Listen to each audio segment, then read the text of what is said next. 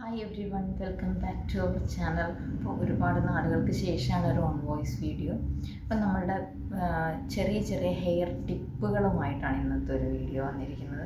അപ്പോൾ നല്ല hair false ഉള്ള മുടിയിൽ ഒരിക്കലും ഒരു കെമിക്കൽ ട്രീറ്റ്മെൻറ്റിലേക്ക് പോവാതിരിക്കുക.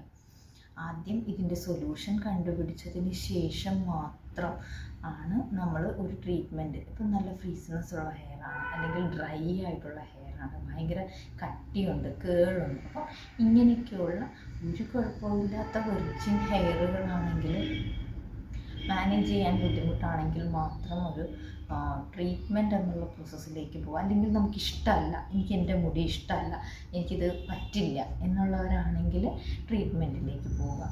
അല്ല എന്നുള്ളതാണെങ്കിൽ എന്തിനും ഒരു 2 പ്രാവശ്യം തിങ്ക് ചെയ്യുന്നത് വളരെ നന്നായിരിക്കും. നല്ല ഹെൽത്തിയായ ഒരു മുടിയാണെന്നുണ്ടെങ്കിൽ നമുക്കതിൽ വളരെ ചെറിയ ചേഞ്ചസേ കൊണ്ടുവരാൻ പറ്റുള്ളൂ.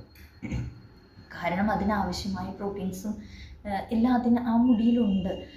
പിന്നെ നമ്മളുടെ മുടി ഡാമേജ് ആണെങ്കിൽ ചെയ്യുന്ന ട്രീറ്റ്മെൻറ്റിൻ്റെ അത്ര എഫക്റ്റീവ് ആയിരിക്കില്ല ഒരു ഹെൽത്തിയായ ഹെയറിൽ നമ്മളൊരു ട്രീറ്റ്മെൻറ്റ് ചെയ്യുന്നത്.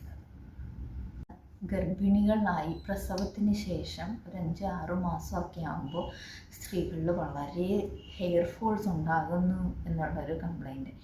സത്യത്തിൽ നമ്മൾ ശ്രദ്ധിക്കേണ്ട ഒരു വളരെ ഇമ്പോർട്ടൻ്റ് ആയിട്ടുള്ള കാര്യം, ഈ ഡെലിവറിക്ക് മുമ്പും ഡെലിവറിക്ക് ശേഷം ഒരു 6 മാസത്തോളവും നമ്മൾ ഭയങ്കരമായിട്ട് വളരെ റിച്ചായ ഫുഡ്, ടാബ്ലറ്റുകൾ, ട്രീറ്റ്മെൻറ്റുകളിൽ കൂടിയാണ് നമ്മൾ കടന്നു പോകുന്നത്.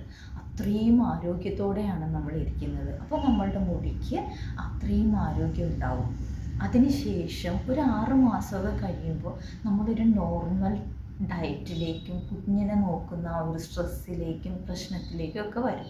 അപ്പോൾ ഒരു പരിധി വരെ നമ്മളുടെ ഡയറ്റിലുണ്ടാകുന്ന ഒരു വ്യത്യാസം തന്നെയാണ് ചെയ്യുന്ന നമ്മളുടെ അത്രയും നാളും കഴിച്ച ഭക്ഷണം, ടാബ്ലറ്റ്സ്, പിന്നെ എല്ലാ കാര്യത്തിനും വളരെ നല്ല കെയറും.